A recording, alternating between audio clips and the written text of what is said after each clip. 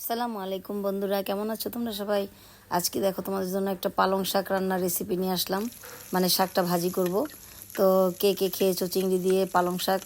তো এই দেখো একটু কড়াইয়ের মধ্যে আমি দিয়ে দিলাম পেঁয়াজ, কাঁচামরিচ আর রসুন তেলের মধ্যে। তারপর একটু লবণ দিয়ে দিলাম, হালকা একটু লবণ দিতে হবে কারণ শাকটা কিন্তু পরে নিচেও হয়ে যায়, কমে যায়। তাহলে এই জন্য লবণ একদম কম দিতে হয়।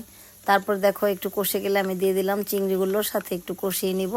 পেঁয়াজ আর রসুনের সাথে ভালো করে চিংড়িটা কষিয়ে নিয়ে ভালো করে নেড়ে চেড়ে দেখো যাতে কাঁচা গন্ধটা না থাকে। তো চিংড়িটা কষিয়ে নিয়ে একদম আমি দিয়ে দেবো একটু মশলা, একটু হলুদ, একটু ধনিয়া, বেশি মশলা না।